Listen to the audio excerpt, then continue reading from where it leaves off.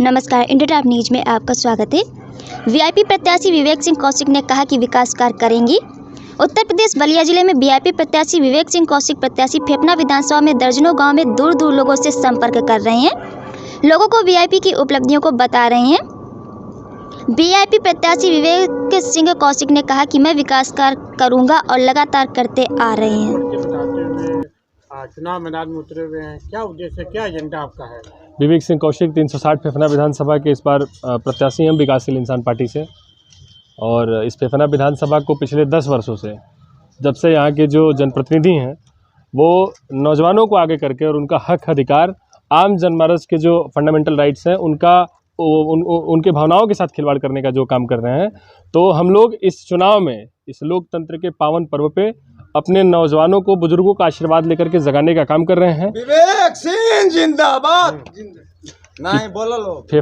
फेफना विधानसभा को कुछ बाहरी अराजक तत्वों द्वारा जिस प्रकार से लूट खसोट का अड्डा बना दिया गया है, तो हम लोग इस बार ये दृढ़ संकल्पित उन लोगों को जगाने का प्रयास कर रहे हैं और उनसे अपनी बात रखने का प्रयास कर रहे हैं कि इस बार फेफना का नेतृत्व वही करेगा जो फेफना विधानसभा की मिट्टी में पैदा हुआ होगा। जी, फेफना में किस तरह की समस्याएं हैं? बहुत सारी समस्याएं हैं।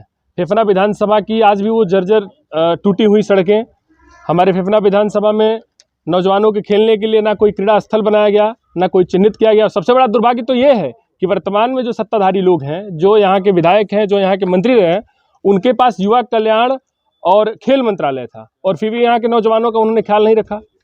यहाँ तो उत्तर प्रदेश इतना बड़ा भारत का सबसे बड़ा प्रदेश है और उनका जहाँ निवास स्थल है टाइगोर नगर, माननीय मंत्री जी का, वहाँ उनके घर के सामने जो क्रीड़ा स्थल है उसको उन्होंने ठीक करने का काम नहीं किया, जो वीर लोरी की स्टेडियम है। तो फेफना विधानसभा के एक नौजवान ये उम्मीद लगाए बैठे थे कि शायद जब हमारे सत्ता में विराजमान लोगों के हाथों में जो कमान होगी और उनके पास कोई बड़ा पद होगा, कोई मंत्रालय होगा, तो यहाँ के एक लोगों के विकास के लिए कुछ अलग योजनाएं, खेल सामग्री, तमाम सारी योजनाएं हैं जिसको जो है यहाँ करने का प्रयास किया जाएगा, लेकिन ऐसा कुछ हुआ नहीं है।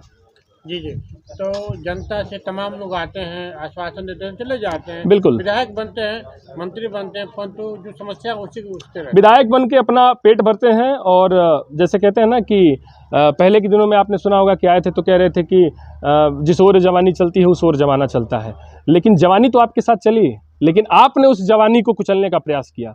आपने सिर्फ उनके कंधों पे बंदूक रख के चलाने के अलावा उन नौजवानों के लिए आपने कुछ किया नहीं। तो इस बार ये फेफना विधानसभा की अस्मिता की लड़ाई है और फेफना के एक लोगों ने मन बना लिया है कि इस बार जो बाहरी लोग हैं उनको हटा करके अपने बीच से एक बेटा के रूप में अपना नेता स्थापित करेंगे। क्या जनता से अपील करेंगे आप? जी, जनता से मैं यही अपील करना चाहता हूं कि जो लोग पिछले 10 सालों में आपके लिए एक बुनियाद नहीं रख पाए, वो आपके लिए फिर से, अगर आप लोग इस प्रकार की चूक करते हैं, जो बाहरी लोग हमारे विधानसभा में आकर के राज कर रहे हैं, अंग्रेजों की तरह हमें आपस में फूट डाल करके, अगर फिर से ऐसे लोगों को अगर आप हटाने से चूक गए, तो फेफना विधानसभा को जिस प्रकार से लूटा जा रहा है, फिर से इसके अस्मिता को कुचलने का काम किया जाएगा। तो इसलिए हम अपने लोगों को जगा रहे हैं अभी।